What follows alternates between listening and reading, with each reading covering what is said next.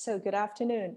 My name is Carmen Pang and I am the Director of SWAG, the Singapore Wildcat Action Group. Welcome to today's Wildcat lecture on snow leopards. And it's very exciting to see so many of you joining us on a Sunday afternoon from Singapore, as well as I can see from elsewhere in the world. Before we proceed, I'd like to take care of a few housekeeping items. So first of all, we'll be recording today's webinar, and a recording will be available on the SWAG YouTube channel later on. You will find a link to our channel in the chat box, so please do click on it and subscribe. Secondly, to minimize distraction and conserve bandwidth, please mute your microphone and turn off your camera during the presentation, and use the chat function to ask any question you have for our speaker. We'll be monitoring the chat and we will ask the submitted questions during the Q&A segment after the presentation. Okay, now that we've gotten that taken care of, I'd like to first tell you a little bit more about SWAG. As many of you already know, we created SWAG to increase awareness of wildcat conservation in Singapore, but more importantly, to support MYCAT, the Malaysian Conservation Alliance for Tigers. And to increase wildcat awareness in Singapore, we organize regular wildcat lectures, such as this one today. And so far this year, we've had lectures on small cats of the world, on the leopard cat, which is the last wildcat species still living in Singapore, and also on fishing cats in Cambodia. And then today, of course, today's talk on snow leopards. By the way, if you missed any of these past lectures, the recordings are also available in our YouTube channel. And it's December and we chose to end the year with a talk on snow leopard. In addition to the fact that we've received quite a few requests for a snow leopard lecture, it's also because we're celebrating a very special weekend. Yesterday, we launched the third title in our Little Wildcat children's book series. The book called Little Tiger and the Snow Leopards was launched yesterday on Facebook Live, during which Linda Gan, the author of the book, told the story of Little Tiger meeting two snow leopards in the Spiti Valley in India. It's a very heartwarming story and the illustrations are beautiful. So do head over to our Facebook page and watch the Facebook Live video. And if you're interested in buying the book, fresh off the printing press, we'll be sharing some very special promotions with you at the end of today's lecture, so stay tuned. Okay, so in addition to raising awareness and doing educational outreach, SWAG also works very hard to raise money to support MYCAT's tiger conservation work in Malaysia. And in 2019, through last year, through events such as a gala dinner and a Tiger Week movie night, we were able to raise and contribute 25,000 Singapore dollars to MYCAT. And while we had similar plans for this year, the pandemic forced us to switch gear. So instead of hosting a series of face-to-face fundraisers and other events, a group of us, swaggers and friends and supporters of SWAG, we organized and took part in a month-long SWAG 100 challenge, during which each of us ran and or walked 100 kilometers. And in total, we were able to raise $11,560 US, which is money that's essential in helping MYCAT keep its forest patrol going during these very difficult times. And I know many of you with us today have supported us in this challenge, so thank you. And for those who want to learn more about the challenge and support us, you can find the global giving webpage address for the challenge in the chat box in this Zoom, where you'll also find links to our website, and also, through the website, you'll be able to access our social media pages. Okay, enough of me talking. Now that I've told you about SWAG, I'm going to hand the screen over to my co-host and SWAG co-director, Dr. Vilma Di Rosario. And Vilma will be telling you a little bit more about MYCAT, and then she will introduce our speaker to you. So Vilma, over to you. Thanks, Carmen. Hi, everyone. I'm going to share my screen now if I can. I've never succeeded, and I hope this time I do. Do you see my screen? Yay! Okay, this is the first time that I've shared screen and it came out as the shared screen. So we are lucky today. Anyway, thank you everyone for joining us. And it's my turn now to talk about how we all got together as SWAG, the Singapore Wildcat Action Group. Well, I haven't properly done this. Let me just put it on slideshow. Yeah. So all of us got together because we love the Malayan tiger, which was, a native resident of Singapore, but it's locally extinct. And worldwide, it's globally critically endangered.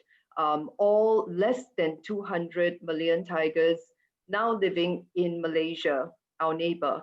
So those of us who initially joined SWAG were met actually on a catwalk. And I'm just going to share with you very quickly what catwalk is all about. Catwalk is organized by the Malaysian Conservation Alliance for Tigers. And this is an alliance of several NGOs like the Malaysian Nature Society, Traffic Southeast Asia, the Wildlife Conservation Society, the Wildlife Society of Selangor, and WWF Malaysia. And all these are supported by Perhilitan, or the Wildlife Department in Malaysia. So MYCAT organizes catwalks, or citizen action for tigers, anti-poaching and anti-deforestation surveillance walks, which this group of us attended. All right. Now there are more than 300 people from Singapore who have attended a catwalk, but some of us met on the catwalk and decided we wanted to do more. And so we came together to form SWAG. So what do we do at a catwalk? Well, as you can see in the photo, we're walking in the forest. Actually, it's a forest edge, and we look out for illegal activities such as poaching and poaching evidence, such as traps and snares, unlicensed logging and illegal mining. And we've seen some of all of those. We go with MYCAT staff and we report that to the authorities.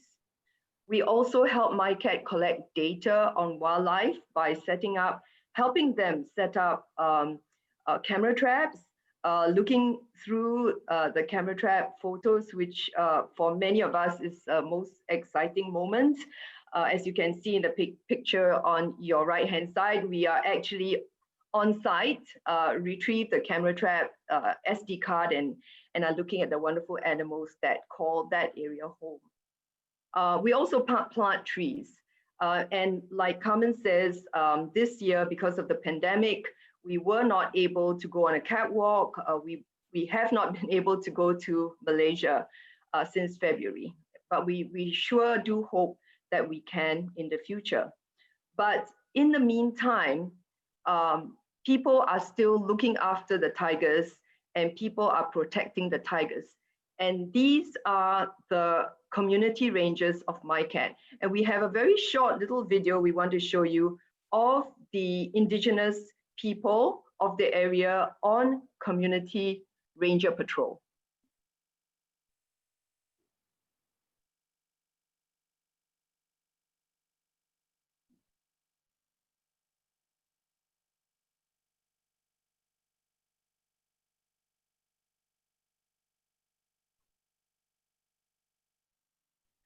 So that's a very short video to show some of the work that the community rangers are doing. And it is the community rangers that we are supporting. All of what we raise go to them, and it's just a small bit of what they need to do their work. So like Carmen says, we really thank all of you who have donated and who continue to support us. Thank you very much. And we've heard from MYCAT that the community rangers are, as we speak, patrolling the area. So that's about tigers. And today we're going to talk about snow leopards, who are the sister species of the tiger, but I don't really know the connection, and to help us learn more about the connection between tigers and snow leopards and all about snow leopards, we are really very privileged today to have Dr. Koustubh Sharma, and I'm honored to do the introduction on behalf of SWAG. So Dr. Sharma is from the Snow Leopard Trust, and he joined the Snow Leopard Trust in 2007. With the trust, he studies snow leopards as well as does conservation work throughout their range, which spans 12 countries. And in 2014, he took on the additional role of being the international coordinator of the Global Snow Leopard and Ecosystems Protection Program, where where he coordinates people and, well, he'll tell you more, but people across all these countries to help conserve the snow leopard. So the secretariat of this organization is based in Bishkek, Kyrgyzstan. Now I had to go and look up the map because my geography is not that great. And this is in Central Asia. Carmen and I have had the privilege of chatting a little bit with Koustubh in preparation for this talk. And we've learned that his window in his house actually faces the mountains. And in the far off mountains in this area, there live snow leopards. So how exciting can that get? And we heard from him that this morning it's snowing outside and it's minus 11 degrees Celsius. So pretty harsh climate, but this is exactly where the snow leopard wants to live. So without further ado, ladies and gentlemen, please welcome Dr. Koustubh Sharma. Koustubh, please. I'll stop sharing now.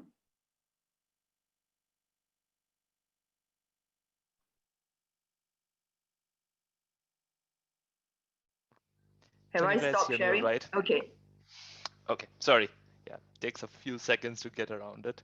Good afternoon, everyone, and thank you very much for having me here. Let me see if I can share my screen without a problem. There we go. Right, I hope you can see yes, we can. Snow leopard. Yes, very nice. Fantastic. Okay, great. Let me make sure the sound is on and we should be good to go. Okay, I'm assuming you can see the eye of the snow leopard here. Yes, we can. Lovely. Okay. Okay. Right. So good afternoon, everyone, one more time. And thank you for giving me this opportunity to interact with you all. It's truly an honor to be here, especially after attending the virtual book release yesterday, where the little tiger cub went all the way to Spiti to meet a snow leopard.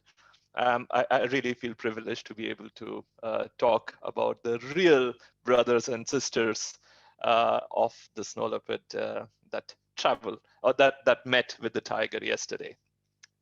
So what I'd like to do is I'd like to start by making you listen to this to the beautiful calls of the two sister species. And while you hear this, please share in the chat window which one of the two is your favorite beatboxer. And also please feel free to let us know if you can guess which call belongs to which cat.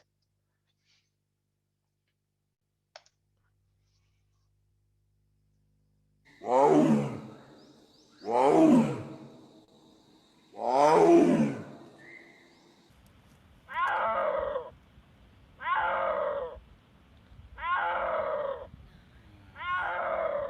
Wow. Wow. Wow. Oh well, that's the snow leopard and the tiger for you. I don't think it will be surprising to know which one of the calls belongs to which of the cats. But when I called the tiger and the snow leopard as the sister species, I was not saying it, or we were not saying it just for effect. Genetic research has indicated that it is not the common leopard, but actually the tiger, which is the closest relative of the snow leopard. Quite interestingly, in light of the fact that one of them is the largest representative of the big cats family, whereas the other is the smallest representative of the big cat family. While tigers can weigh up to 250 kilograms, while snow leopards typically weigh between 35 to 45 kilograms. Apart from being patterned, which is true to both the cats, one is striped, the other is spotted.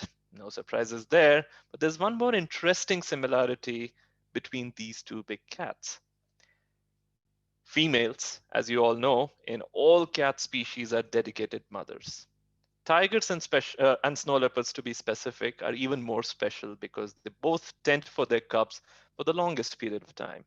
In fact, physiological and climatic reasons make snow leopards the longest tending mothers, quite as an outlier among other felids that seem to have some relationship between body size and the age of separation of cubs. If you look carefully here, the snow leopard takes care of its cub for nearly 22 months, whereas a tiger, not far behind, takes care roughly around 18, 19 months. While the tiger represents the health of the forest ecosystems as the apex predator, the snow leopard is the apex predator of the mountain ecosystems. Tigers are currently distributed across 13 countries, and Singapore is nicely surrounded by countries where the tiger is found. Snow leopard, on the other hand, is distributed across 12 countries. And if you look carefully, these are the countries which have really high, rugged mountains. Unfortunately, both the species face similar problems as well. To begin with, both are threatened and their global populations are declining. You might have around 2,000 to 3,000 tigers left in the wild. The number with snow leopards is not far behind. It's not much better either. Tigers are known as are called endangered. Snow leopards are vulnerable, but both of them come under the same category of threatened and declining. While tigers are suffering massive onslaught from poachers for illegal wildlife trade, decimation of wild prey, shrinking and rapidly fragmenting habitat due to unsustainable infrastructure and development, the snow leopards face threats from retaliatory killing, illegal wildlife trade, and loss of prey. You see a lot of similarities between the two, despite completely different kind of landscapes that they represent. Interestingly, poorly planned infrastructure and destructive development are threats both the sister species are facing today. You'll be surprised to know that about 10, 15 years ago, any form of mining or poorly planned infrastructure development was not even considered to be a potential threat to snow leopards. But if you see how things have changed in the last 10 to 15 years, it has suddenly become one of the biggest threats the species faces. People often ask, where does climate change fare in all of these threats? I'll actually say that climate change is not really a threat, but it's actually a mother of all threats. Incidentally, both snow leopard and tiger are likely to have their existing threats that they're facing amplify by unknown proportions because of climate change and the extremities that climate change will bring in, whether it is extreme events or whether it is changes in vegetation composition, habitat structure, and so on. The point I want to make here is that these impacts on snow leopards and tigers may not really happen only because of the change in temperature and precipitation and how climate will change the structure and composition of habitat and other wildlife, but the impact of how humans will respond to climate change and the extreme events is going to be much more immediate and far more devastating than any other changes that may take several decades, perhaps, to culminate. So while the snow leopards are threatened like any other wildlife, what do we need to do to conserve them? What I'd like to do is I'd like to share a short story here to showcase what does it take to conserve snow leopards. And to do that, I'm going to take you to Spiti, where you all, or most of you were yesterday.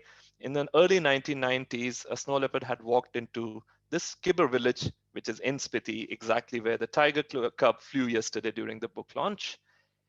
And this snow leopard ended up in a killing frenzy in a corral where it ended up killing about 25 to 30 goats and sheep in a single night. For a herder, this could mean an entire year's livelihood that was lost in a single night. Angry with the predator, the people surrounded and eventually killed the snow leopard. However, because it is a community where each life form is revered for religious and cultural reasons, this snow leopard, despite its quotes unquote villainous role, was treated no differently. The snow leopard was buried in a valley near the village, but the hatred or the anger towards this cat was so profound that as a ritual, people would go and beat its grave with a stick for years to come. Let's cut to 2010. Again, another snow leopard walks into the same village. As luck would have it, it was an old snow leopard which had probably already lived its life. It died on its own due to old age or some other complications. This time, the community gave it a respectful funeral, and the cat was draped with a sacred cloth called ashikata and cremated with great respect and reverence. Now, it's surely wonderful to see that something had changed in the last 20 years, whether the snow leopard, which is still a formidable predator and occasionally kills livestock, there must have been something that changed, that this formidable predator received such a starkly different treatment than what it received about 20 years ago. What had changed? What happened in the 20 years that separated the two events that caused such a dramatic shift in people's attitudes towards a formidable predator of their livestock? The answer lies in partnership. In this case, the organization working in the region, the Nature Conservation Foundation, which is a country partner of the International Snow Leopard Trust, had initiated a number of programs in the community that aimed at minimizing losses through a community-owned insurance program, reduce livestock losses through incentivizing better herding practices, and initiated long-term education programs to continue engaging with children and adults to build awareness and education. The local communities that share their space with large predators such as the snow leopard hold the key to their conservation. And it stands true as much for snow leopards as it does for the tigers. Even though tiger conservation poses far more complex challenges to conservationists because of the level and the type of conflicts that they get into with humans. The bottom line is, however, that we cannot conserve these large predators without the blessing, support, and ownership of the local communities, of the human populations that they interface with. And whether it is through ecotourism or predator-proofing corrals or economic development, community-based approach is the key to conserving snow leopards. Now, why is it important to consider community-based conservation efforts when you're talking about snow leopards? Why can't we continue with the concept of strictly protected areas that, to some extent, have managed to conserve other species such as the wolf or the bison in other parts of the world? The answer is multifold, and it links to the snow leopard's ecology as much as it links with the socioeconomics of the human populations that it shares its space with. First of all, the snow leopards have large home ranges. Typically, territorial females range about 50 square kilometers, and territorial males can have home ranges that are nearly half the size of Singapore city. Having said that, you'll be surprised to know that one female that we collared about 15 years ago in Pakistan had a range of nearly twice the size of entire Singapore. What I'm talking about is males with home ranges of anywhere between 250 to 400 square kilometers, whereas this one female had a range which made her travel between Pakistan and Afghanistan without the need of visas or passports or any other permits. And that's how big an area snow leopards need. While they are found across about 2 million square kilometers, spread across the 12 countries that I showed you a map of, there might not be more than 3,500 to 7,000 snow leopards as per the latest guesstimate. Yes, we don't really know how many snow leopards are there, but an ambitious program which is currently going on, which we call as Population Assessment of the World's Snow Leopards, or in short, you can call it PAWS, is currently underway to systematically estimate snow leopard population statuses across a large number of representative sites from the entire range, across landscapes, regions, provinces, countries, and ultimately the entire distribution range. We hope to be able to provide a number which might be better than the current guesstimate by 2022. Anyway, coming back to the main issue, if we have 7 snow leopards across entire Singapore, and I'm really saying 7 snow leopards across entire Singapore, we would be considering it to be a relatively good density of snow leopards. Now just imagine how sparsely dense are these majestic cats distributed in the way they use and the way they use space. About 1 snow leopard per 100 square kilometer is considered to be a reasonably good snow leopard density, given whatever we know so far from across its range. Now, snow leopards are formidable predators, and they seem to have learned the trick of using landscape.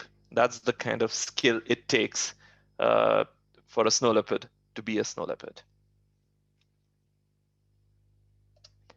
Typically, in a year, an adult snow leopard kills around 50-55 prey species such as ibex or a blue sheep, which are typically around 1.5 to 2 times heavier than the snow leopard in body mass.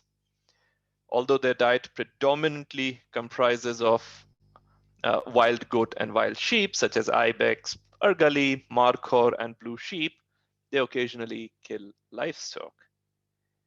And whenever or wherever there is a large predator which overlaps with humans and livestock, there's bound to be human-wildlife conflict. Now, while we can hope to minimize conflict, we should be aware of the fact that the only scenario in which a conflict might get totally eliminated is when one of the 2 species is entirely eradicated. Now, since that's not what we want, or that's not what needs to be done, we aim for a multi-pronged strategy to minimize and then mitigate conflict when it happens. Now, conserving snow leopards in a community or landscape is a doable prospect. However, if you all will appreciate the fact that if an entire species is to be conserved, these conservation programs need to be scaled up beyond landscapes to provinces, countries, and ultimately to the entire range. And there's only that much conservation organization or a local community or an institution can do. This is where the role of government comes in.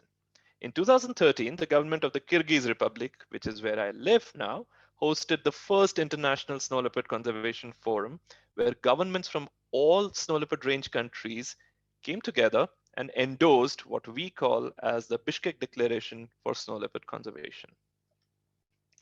The Bishkek Declaration from 2013 and again in 2017 brought together all snow leopard countries and multilateral agencies, conservation organizations, institutions, and individuals who have anything to do with snow leopards on a unique platform. And that was the remarkable thing to happen.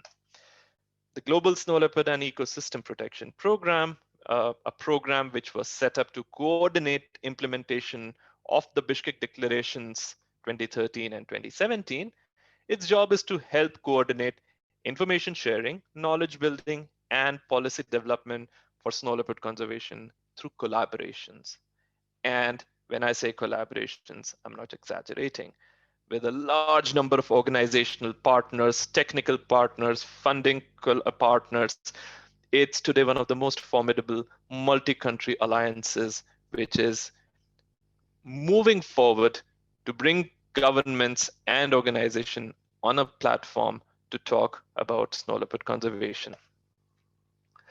People often ask, why should governments care? Why should policymakers bother?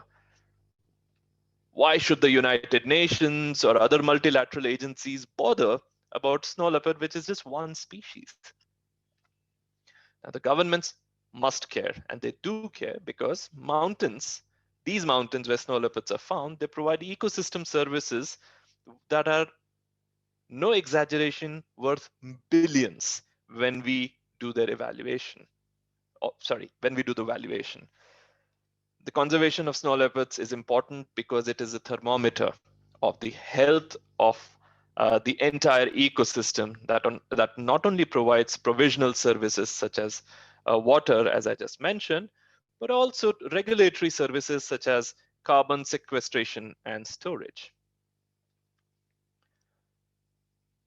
They care because it's a species that is revered, deeply embedded in the symbols, cultures, traditions, and folklore of the people who live in these regions. Snow leopards have a special place among the people who share their space with snow leopards. Not just that, but any snow leopard conservation program, if implemented in compliance to the principles, the partners' principles that I briefly mentioned about earlier, or Bishkek Declaration and its advice papers, address anywhere between 10 to 13 of the 17 Sustainable Development Goals. Not just that, the role of a flagship species representing an entire ecosystem align with the Aichi biodiversity targets as much as they aligned with community-based conservation, or let's say as much as those community-based conservation programs align with climate adaptation strategies which were identified in Paris. Lastly, the snow leopard thrives in a very narrow altitudinal band or a belt, which can be classified as above tree line and below the altitudes where it's permanent frost or permanently frozen. And it's nobody's guess that what will happen to its habitat over time when climate change starts melting the glaciers, destroying high altitude pastures, and changing vegetation compositions and wildlife populations. And most importantly, rather, increase conflict, interface, and interaction with humans. If all of this was not enough, just how can we, the human race, be okay with the thought of letting this gorgeous species slip into extinction? It will, at worst, make us poorer and lonelier. Now, what I would like to do here is I'd like to give you one very interesting example. And this is where I'll invoke a recent study done by one of my colleagues, Dr. Ranjani Murli. I'm sure you all know Cashmere. Now, Cashmere is a fashionable fiber that is sold at a premium across the world. Roughly, it costs about $110 to $170 per kilogram. Now, the end product in the form of a shawl or a jacket costs around $50 to $100, which puts the end product cost, if estimated just in plain weight, to about $300 to $400 per kilogram. Obviously, we're not accounting for the craftsmanship in this estimation. Now, what Ranjini did, she actually went to two landscapes, one Changtang in India and the other South Gobi in Mongolia. She also went, actually she went to three landscapes, and the third she went to the Tian Shan Mountains in Kyrgyzstan. Now, as one would expect, she found that herders get a much lower fraction of the cost of Pashmina or Cashmere, which is, say, less than $40 per kilogram. Now, fair enough to some extent, but here comes an interesting and staggering figure. Ranjini's calculations estimated that the economic value of ecosystem services, such as water, fodder, and so on, to produce 1 kilogram of cashmere is a staggering $500 to $700 per kilogram. Now, we are not paying that cost. I just mentioned we're not paying. I think we're paying at the most $400, which includes craftsmanship as well. But someone is paying this cost, and as of now, it's nature. Now, you all know, and you all will appreciate that there are no free lunches. And if nature is being made to pay for something, she will have her own means to get a payback. So to conserve our ecosystems, its guardians, and ultimately ourselves, what we do need is knowledge, action on the ground, and prioritization in policies. I don't think we have the luxury to any longer afford any more degradation of our natural ecosystems in the name of economic development. It is as if we are trying to make revenue in one currency, in this case, money, at the cost of another currency, which is our own well-being and health. The economic cost of climate change and zoonosis to us are no unknowns today.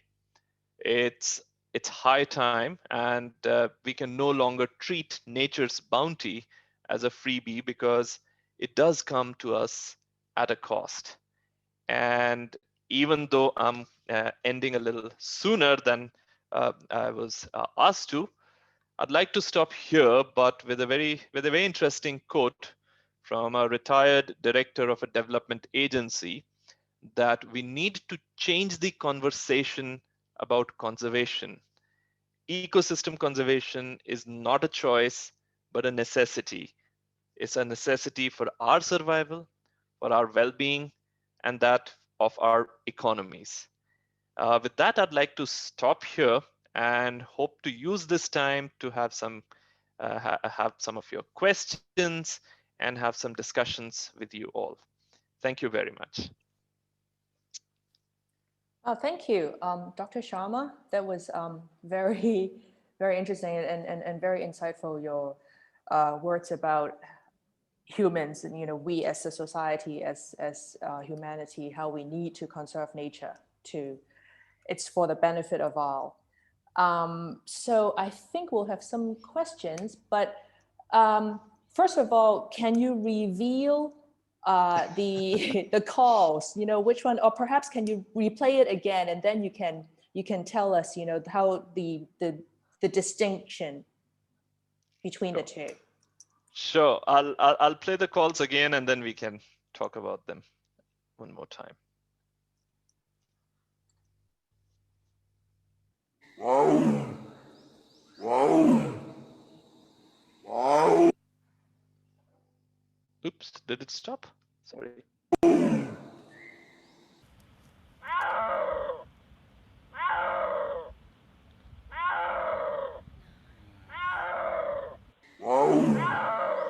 Wow. Wow. Right. So the low frequency deep voice is that of a tiger, and of course the slightly high pitched voice or the sound is that of a snow leopard. It's very interesting that even though they're the closest relatives, the tiger and the snow leopards cannot roar. They don't have the folds in their vocal cords which are needed to make that roaring low frequency call. And that's why they're a bit of an outlier even within the big cats, because all other big cats can roar. The snow leopard cannot roar. It just makes this yowl or a roar or a yeah, we call it the yowl or a meow kind of a call.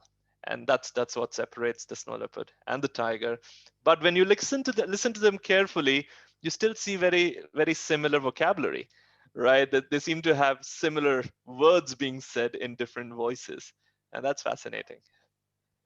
Yes, it just makes them cuter, doesn't it? The meowing. And Totally. you're right, both of them seem to be saying, like, if we can say words, you know, it seems to be like it's very similar. But and I think most of our attendees, they got it right. Most, in fact, I think everybody got it correct. Yeah, so well done, everybody. So before we get to the other questions, I actually have a question that it's about the range. So among all the snow leopard range countries, which one has the highest population? What is the distribution? I'll come to, okay. So if you see the gray patch here, that's where the snow leopards are distributed. This area, the gray area, that denotes the snow leopard distribution. And China seems to have the largest of the snow leopard habitat. In fact, if I'm not mistaken, about 60% of the snow leopard's total potential habitat is in China. And correspondingly, it's anticipated that they have the largest snow leopard population, followed by Mongolia, which is second in terms of how much area in the country is potential snow leopard habitat. So does that mean, you know, this is for personal interest, and I'm sure for Vilma as well. Does it mean for anybody who wants to travel to see snow leopards, would it be like, where in terms of the probability of a sighting and actually the infrastructure development, where are some places that you can recommend, or that it's actually advisable for people to go in terms of wildlife tourism? Okay, let me do one thing. I have to show you an image before I go any further. And this image explicitly, just give me a second.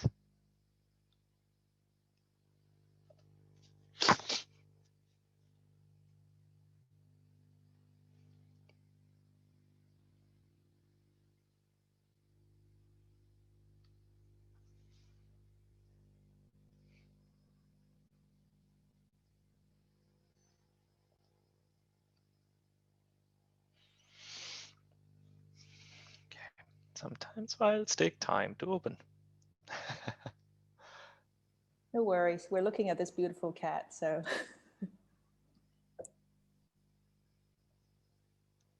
Yeah, it's gorgeous. Is that also Spiti Valley? This is, yes. Wow. In fact, a lot of pictures that I was able to use today are from Spiti. So yeah. Wonderful. Yep.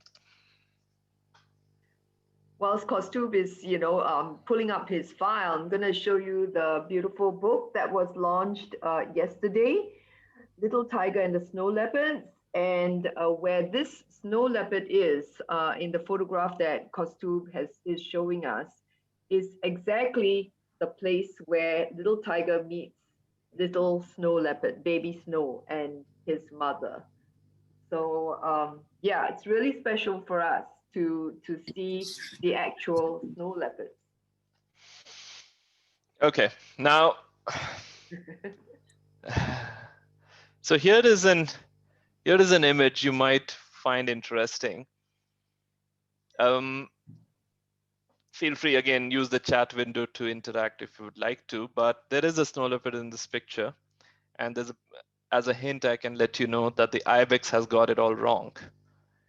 the ibex's life depends on the snow leopard. But even though they are this beautiful species with a long tail, they also have this uncanny ability of melting in the background, completely like the Houdinis of the natural world, Houdinis of the mountains. And if you can find the snow leopard, that's going to be a bit fun.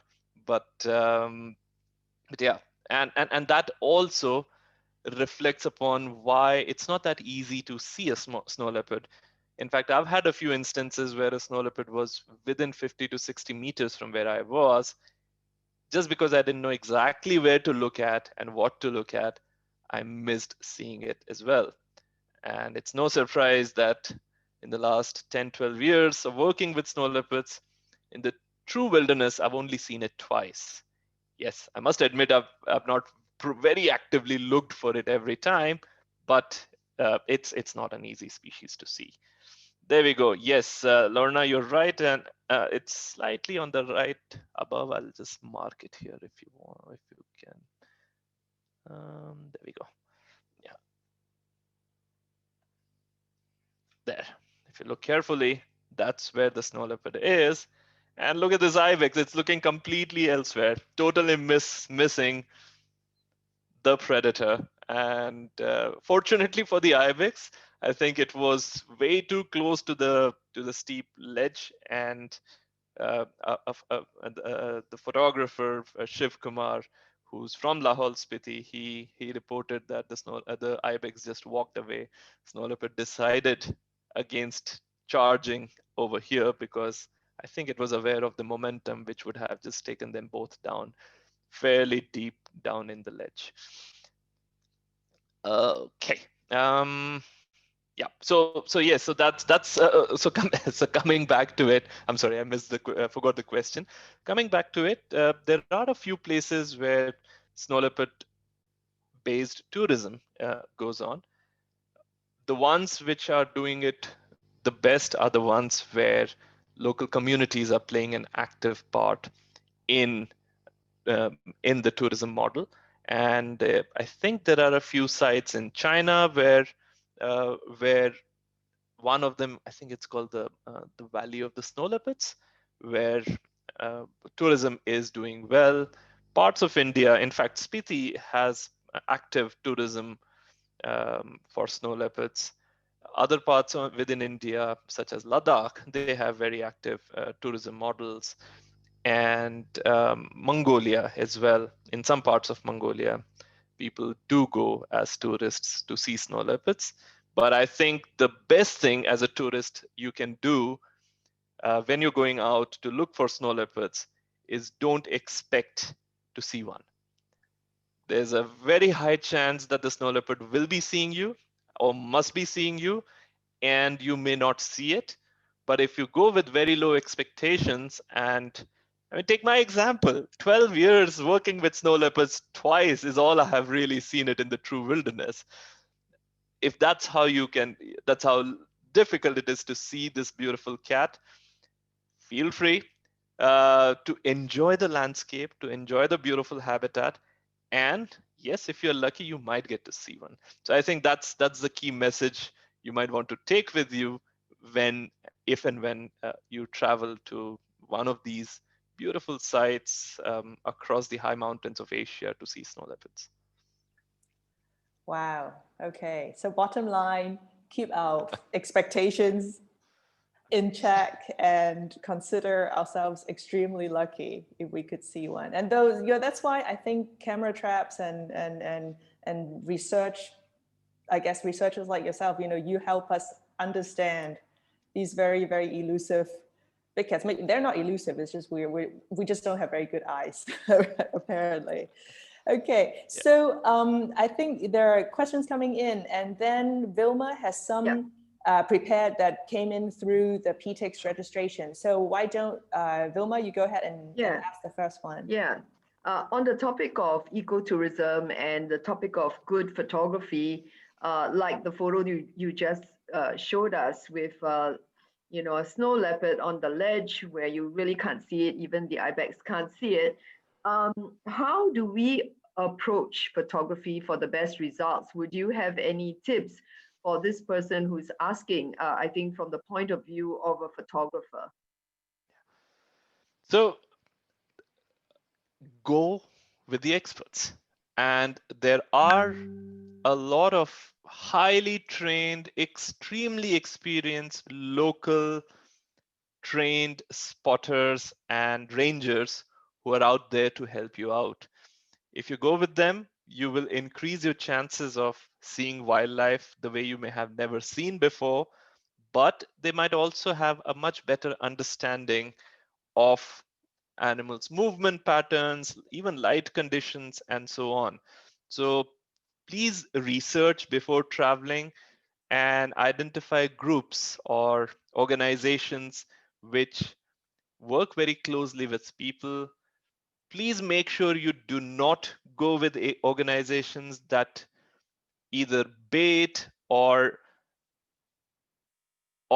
consider this entire expedition as something to which is exclusive and does not involve the local communities. So these are some important elements for ethically done ecotourism practices.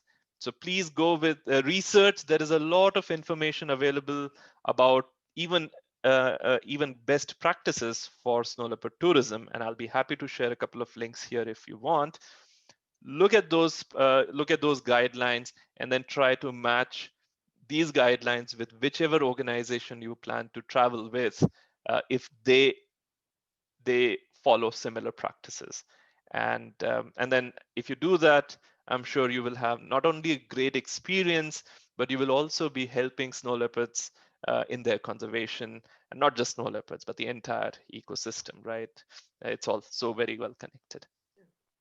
Thank you. Thanks for answering that question and emphasizing on the importance of the community participation, and that we need to be very careful when we try to visit an area of snow leopards, to make sure that the community is also involved in the whole process. Okay, Carmen, your question. Yes, okay. We have one here asking about the area. How are hydroelectric dam projects affecting the conservation, and where are the areas most affected? Yeah, that's a very good question. And again, we all need electricity. We all use electricity, which is produced from these plants. Not these plants, but such electricity generating plants. But I think the key here is to be able to include ecological value or ecological relevance of areas in deciding where you go ahead with these plants. Currently, the plants are made purely based on hydrological elements, right? Hydrological parameters, without truly considering what are the ecological barriers or what are the ecological factors which might influence or which might cause much bigger impact on the landscape. And to the extent in some areas, even the viability of some of these hydroelectric plants or projects is questionable. So I think the key, I mean, to the question, every river which is out there in the mountains, there is one or more than one plans to dam it. And not just at one place. There are, in some cases, you will see the same river is proposed to be dammed 50 times further during its course in the mountains itself. Now, yes, it might look like free energy. Water is flowing with such force. Why not tap it? But we all need to understand the relationship that the habitat or the landscape or the water plays with the entire landscape, and it's not something that can be ignored. Habitat fragmentation is one of the most devastating impacts that some of these dams are causing. They completely create blockages for animals to not be able to move from one side to the other.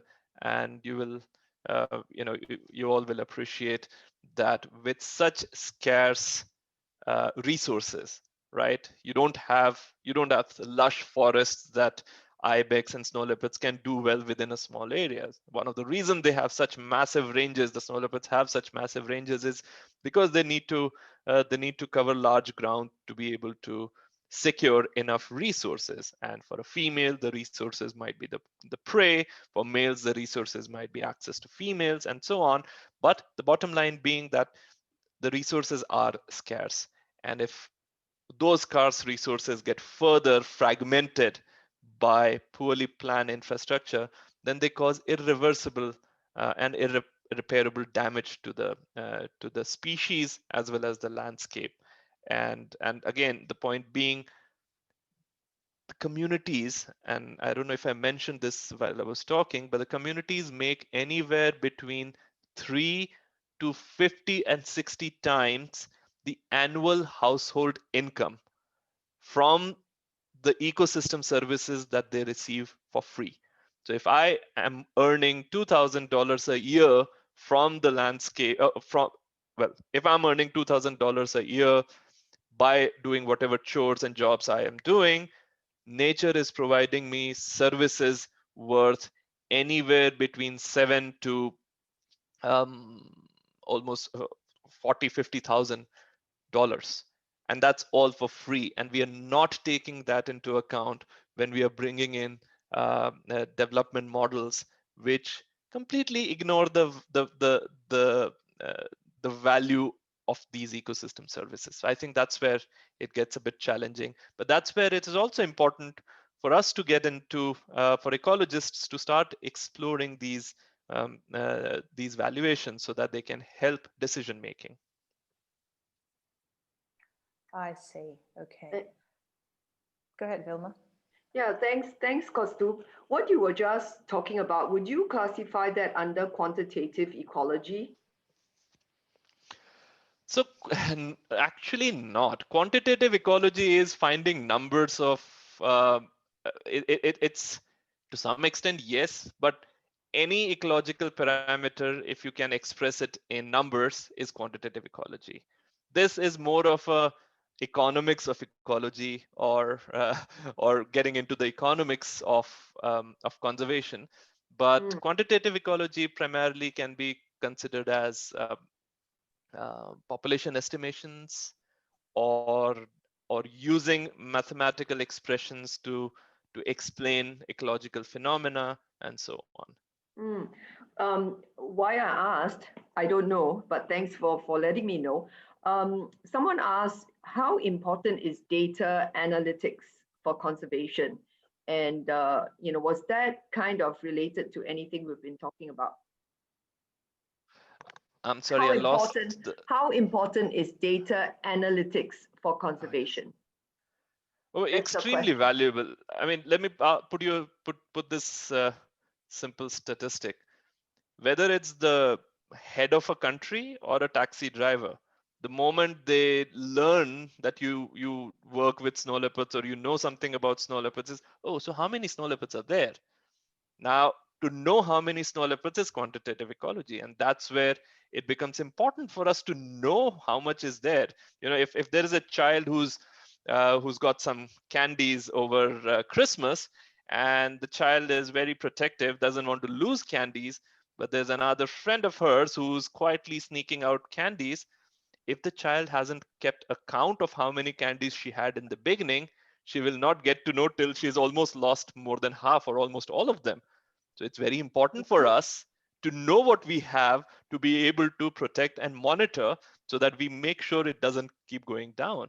So I think it's very important for us to be able to monitor what changes are happening, for us to be able to assess what snow leopards need, or what wildlife needs, or what are the ecosystem services like.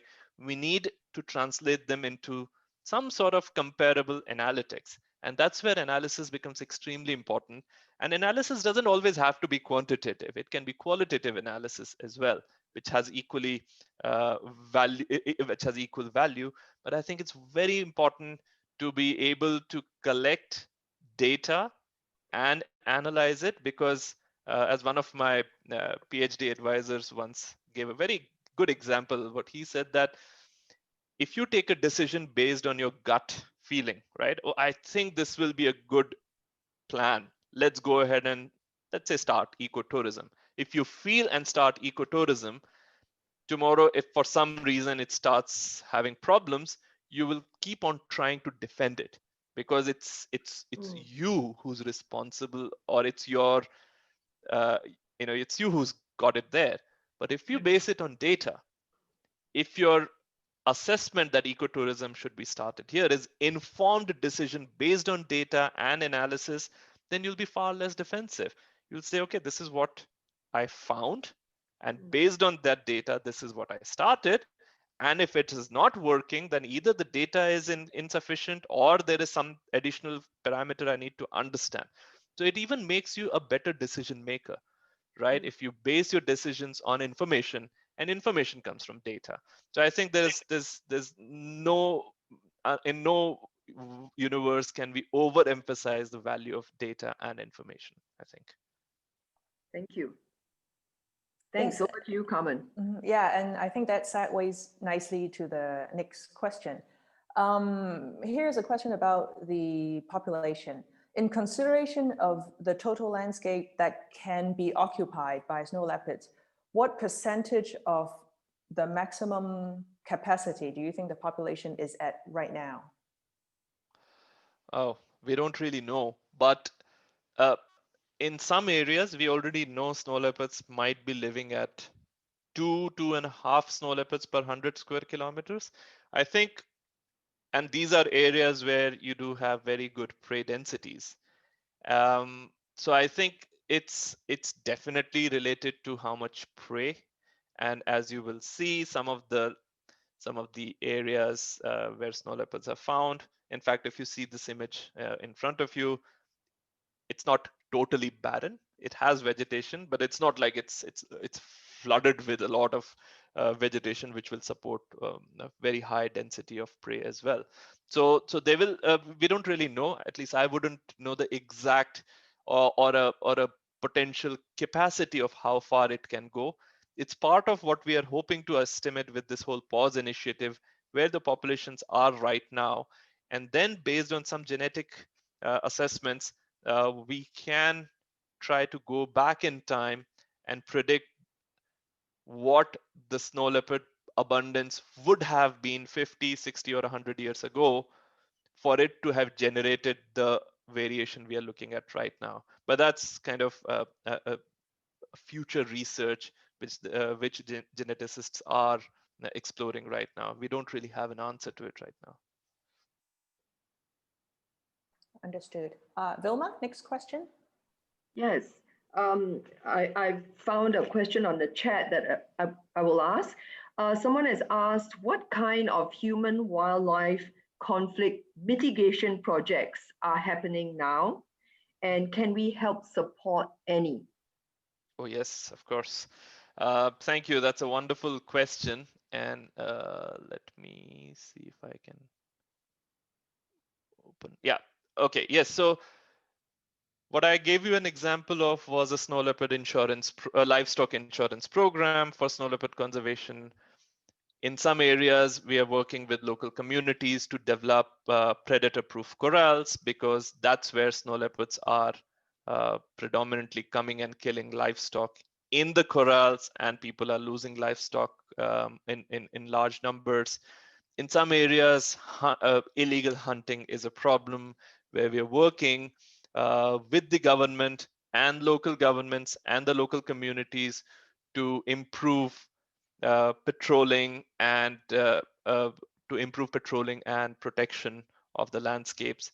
So it's really, and the key here is that there's no okay. And in other areas, let's say in Mongolia, we're working with local communities to develop skills with which they make handicraft, and these handicraft are then sold across international markets.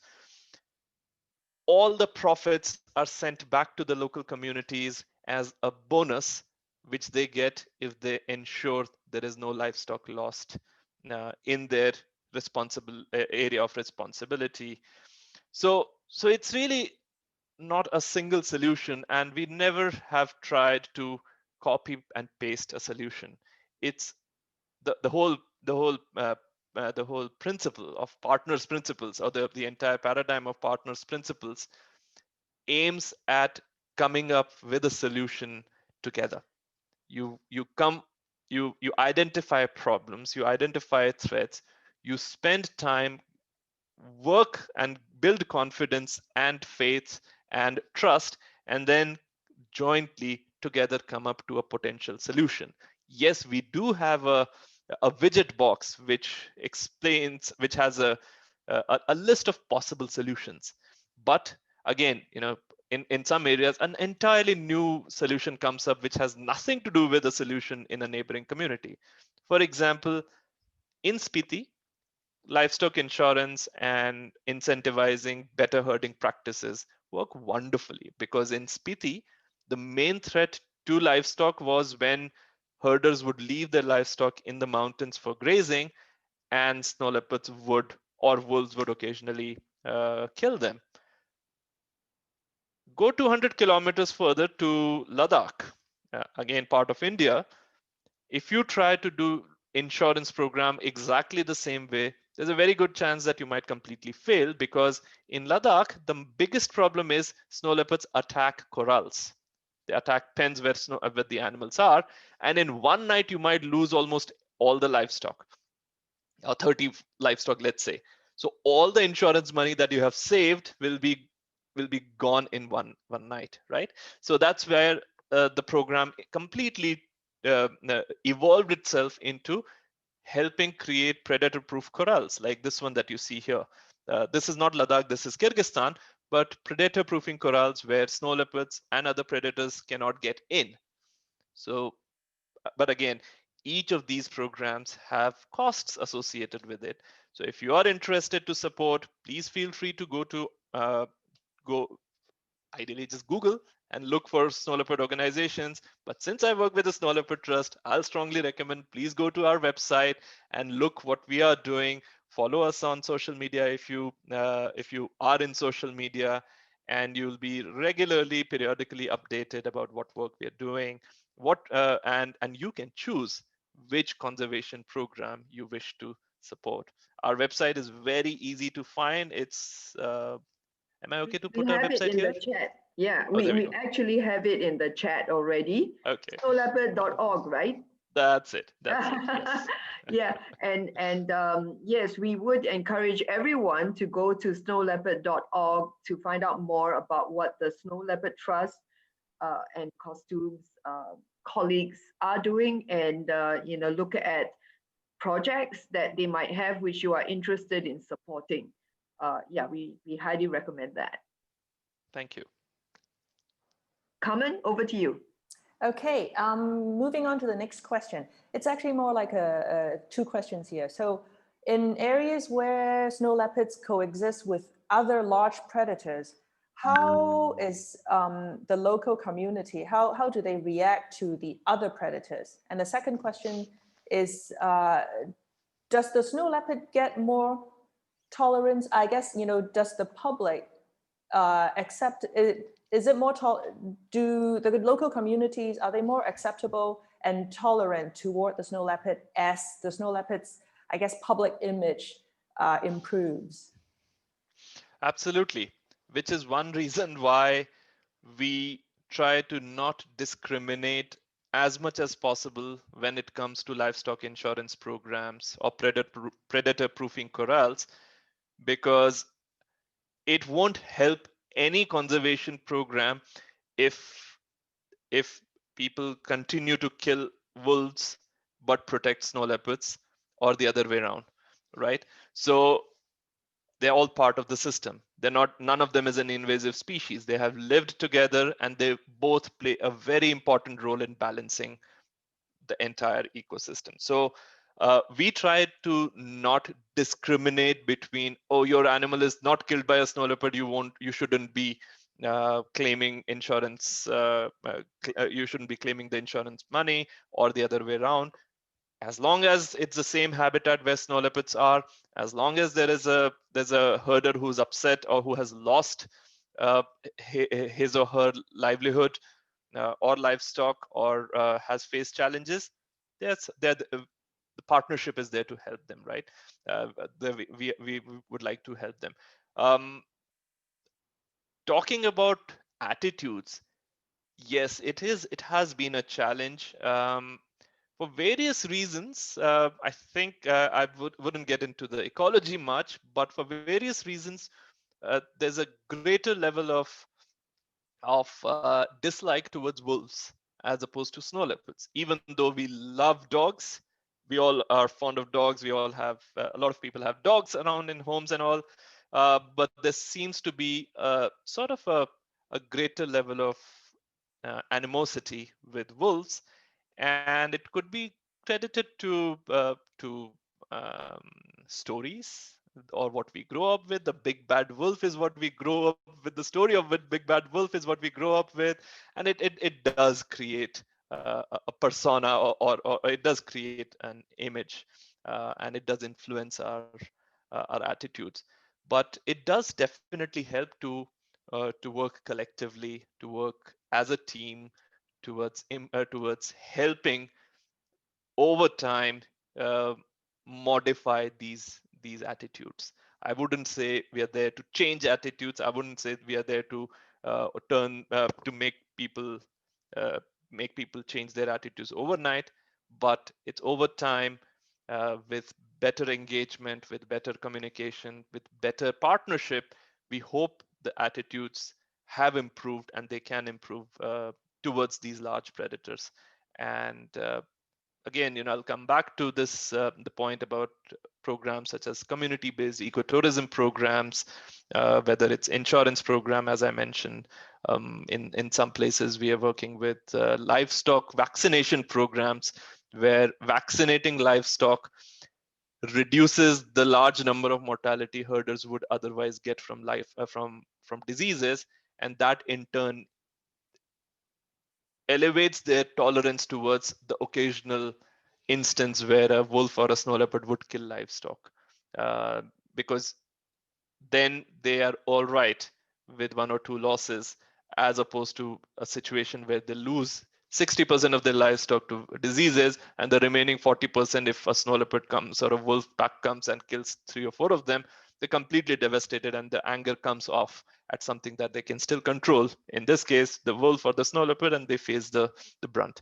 So yes, so it does change over time, but yes, it's been a little difficult with wolves, but yeah, we're getting there. In fact, I must mention you, and there is a very nice film. I can share the link with you if you want. There's a very nice film where our team in India, they they they have they've worked with the local communities to convert what used to be wolf traps into stupas. And it's a beautiful film called Shangdong to Stupa. You must watch it. It's about how these wolf traps, these big wolf traps, which would be pit traps, were used to kill wolves. They're now become religious monuments, and they're now stupas of worship. It's a beautiful story. It just also exemplifies how powerful can cultural linkages be for conservation, and how powerful communication, how powerful role communication can play. Koustubh, that's beautiful. Please do leave us, the link. We would Sure. love to watch that. And Sure. it reminds me of some work that's being done in Africa with snares that Yes. rangers collect, and they make the wire snares into sculptures and ornaments, which are sold for, to raise funds. In fact, Carmen and her husband Tim also have a beautiful bracelet, which I was love it. made of snares, and this Wow. was done by Wildlife Alliance in Cambodia. Ah, So interesting. it's really lovely to hear, how something so destructive like traps can be made into something, Mày beautiful. giống nhau. And, yeah. Lovely. Yeah. So if you look here, this little image here, that's actually a monument made with snares in Mongolia. And one of the conservation organizations, I think it was WWF, who did it in Mongolia with the local communities, and they converted it into this impressive and very powerful message driven monument with the snares. Lovely, lovely. Yeah. I have a question from the chat Please, box. of course. How does one quantify the value of the ecosystem so that it can be presented as a compelling case for governments or companies to be invested in snow leopard conservation? That is such a good question, and I wish I had a complete answer for you. We're still learning, but if you are interested in this particular field, I will strongly recommend that you get in touch with this colleague of ours who's done her PhD on ecosystem services. But to put it simply, when you are living in an area, let's say you're living in Singapore, you pay a certain price for water, right? Drinking water, bathing water. When you're in a certain area, you pay a certain price for meat and food. Now, all that we do, and especially for the provisional services, it's very straightforward. If you're using water, how much water are you using in a year for a certain, let's say, let me put it this way. Okay, if you're using water, how much water are you using in a year, right? We don't do valuation from how much water costs in Singapore. We do valuation from how much water costs in the nearest possible settlement. What is the cost of water? If you're consuming meat, or if you're consuming food, what is the cost of the same amount of meat, whether it's protein or other carbohydrate or whatever, in the nearest possible settlement? Which part of this people pay for? Which part of this people don't pay for? And essentially the way it is done is you have to conduct extensive surveys, socioeconomic surveys, through a very structured but a very done at comfort kind of an interview based scenario. You can't go and quickly ask them questions. These surveys can take many weeks to complete, because it's about understanding the dependence on the ecosystem services, and at times it's not that straightforward. One needs to spend time to understand what are the elements, or what are the dependencies people have on nature, and what would happen if they stopped depending on that particular service or that set of services. So there's a lot of literature which mentions the list of provisional services, and they're the most straightforward to estimate. The comparisons that I mentioned of almost 10 to 40 times annual household incomes is of provisional services only. We're not even looking at regulatory services or the cultural value or the quality of life that they provide. That's not even being taken into account right now. This is pure provisional value of how much the same service will cost you in the nearest market. And then you just relate to those. The point is, it's a very powerful tool, but then there are multiple ways and there are several people who have done different mechanisms of estimating these. So, and then unfortunately, whatever you say, we still think in terms of GDPs, and factoring in of these services is not a part of it yet. And I must mention this very hilarious example, which once someone in Bhutan taught us. Actually, there were a few of us who were visiting, and this gentleman was explaining the concept of gross national happiness, which is what's used to evaluate development in Bhutan. Now, gross national happiness is based on 4 elements, which includes environmental security, economic development, good governance, and cultural conservation of culture. I think cultural, there's a cultural element there. I forgot exact wordings there. But this person gave a very good example of how he compared GDP. And he said that let's say you're driving a car. Now, you drive very fast, so you burn a lot of fuel. You burn a lot of rubber because you're driving fast. You're skidding the car, and the rubber is being burned. You might cause a crash, so you will need new parts of the car in the car. You will claim insurance money. If you crash very badly, you might go to the hospital. You will spend a lot of money on your medical treatment and so on. That's one scenario. You're contributing very well to the GDP. If you're a good driver, you'll drive safely, you won't break your car, you're not going to screech and burn rubber, you're not going to go to the hospital for the same accident, you're not going to claim a lot of insurance money, you won't need to replace your car because your car won't be damaged so soon. You're not contributing enough to the GDP. So in this person's opinion, what do we want? Do we want to be a rash driver? Do we want to be a sane driver? And that was a complete, eye opener to me. I I had no I anyway am not into economics. I don't understand economics very well, but that really helped me understand the the missing link in how our economics is missing the value of ecosystem conservation. And for whatever it is worth, these valuations of ecosystem services, they can at least bring us close to uh, to to making those comparisons possible. Right now, this area has nothing. We will bring in X amount of money to develop it. Whether you will develop it or you will cause a damage of Y amount of ecosystem services, which is worth so many billions of dollars, that is not being done at all, which is where we hope this can come in with some as some sort of a temporary respite. Thank you. Thanks for the answer. Carmen, you have a question? Yeah, I think, we have time for maybe we take 2 more questions. Sure. So yeah, moving on, just looking through the chat box.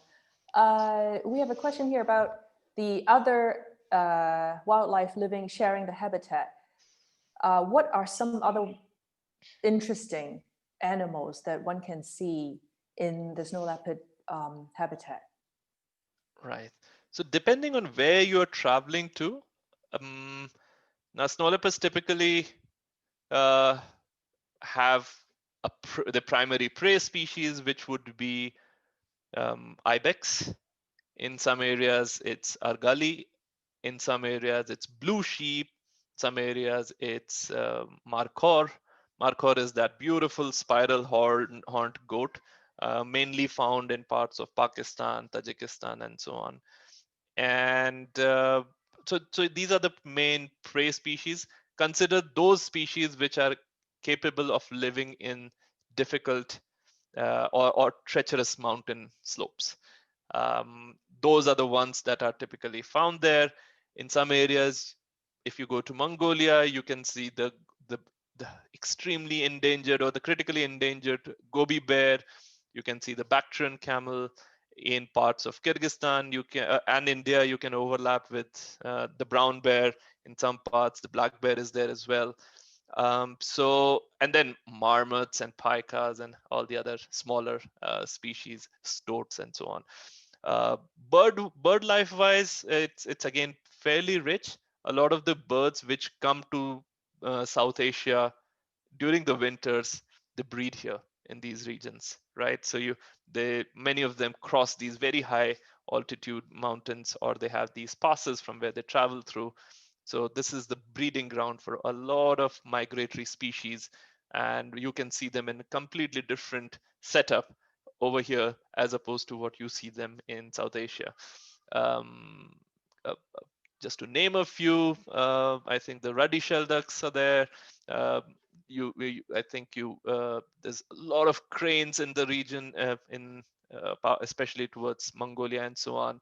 and otherwise some big raptors like the golden eagle, the lammergeier, and so on. Yeah, so it's very rich, but it's different in many ways. Because these are vast landscapes. Yes, you can see very far, but you don't have very high densities of a lot of animals or a lot of birds in one place. That's seldom to see. But in some areas, you do see a lot of wildlife in the same place. Like in Spiti and Ladakh, you might see a lot of ibex, blue sheep, and so on. In Kyrgyzstan, you might see a lot of argali in a single trip if you're here, and so on. That sounds very interesting. So basically, even if we don't get to see a snow leopard because it's so elusive, there is plenty of other wildlife experiences. Yeah, Totally. that's wonderful. Okay, And Vilma, habitat. I'm sorry, Vilma, and the habitat. yes, It's no, just I bet it's so beautiful. spectacular. You can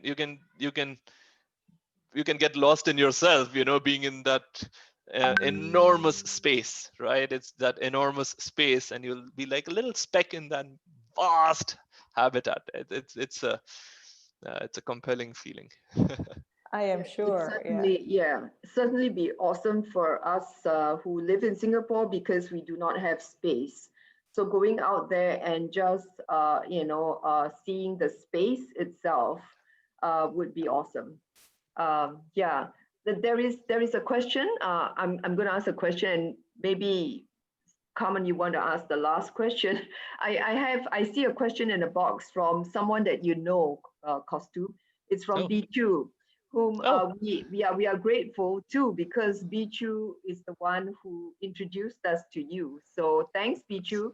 But Bichu has a question. She has a cat. The family has a cat, and the cat eats grass, vegetation. So she's wondering whether snow leopards also eat vegetation or grass when there doesn't seem to be much grass in the habitat.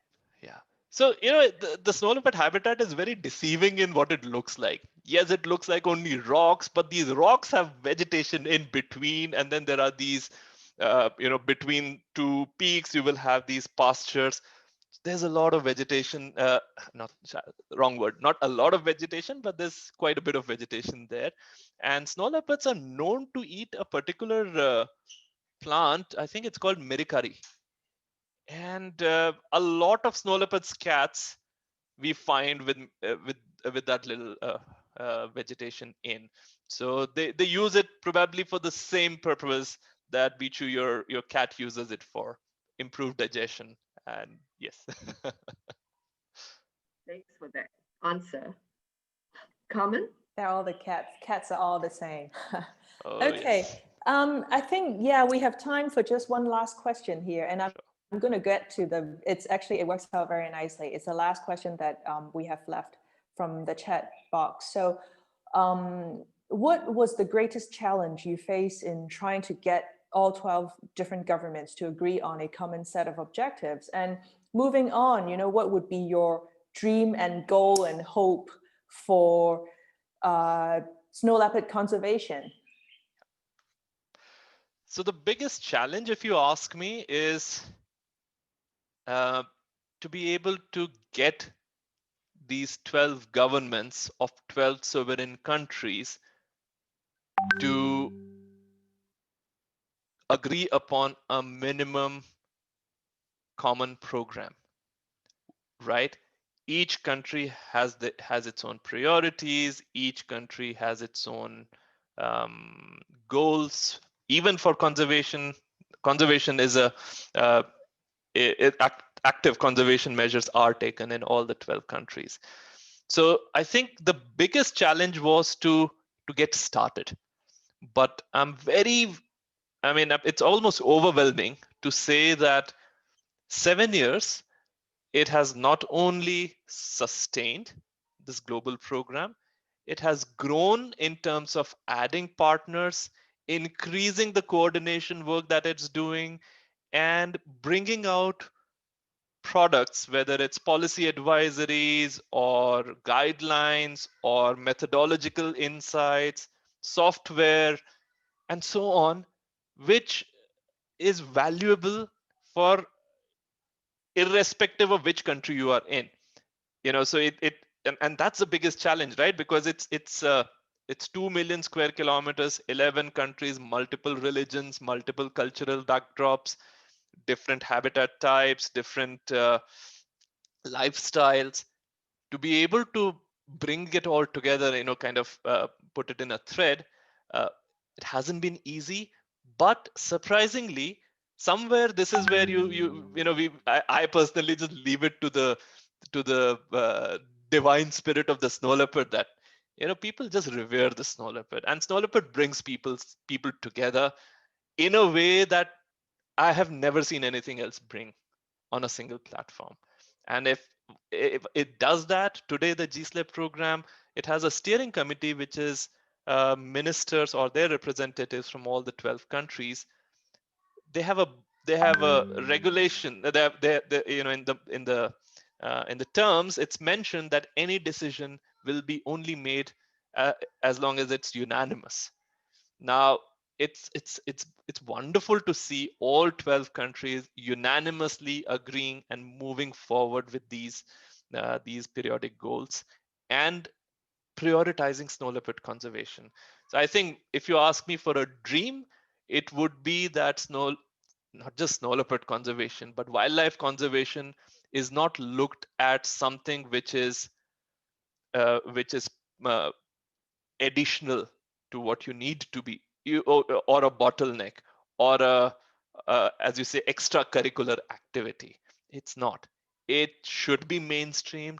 It's part of the mainstream well-being, economic development, and our very survival. It's not disconnected. And if anything, the current pandemic has taught us in no uncertain terms that we are all extremely well connected with each other. So we can't look at any element in isolation.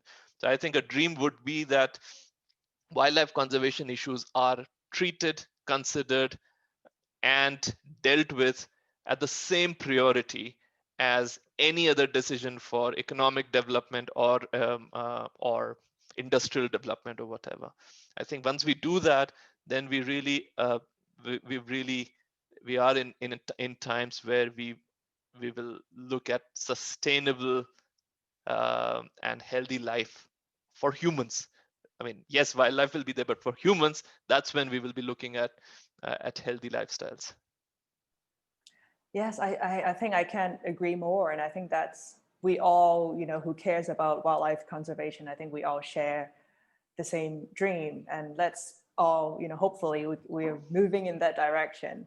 And I think this puts us in a good spot to wrap this up. And thank you very much for spending time with us. We went a little bit over, but I think everybody, it's very interesting. So thank you, everyone. Thank you, Koustubh, and thank you for, everybody for staying on even beyond an hour and a half.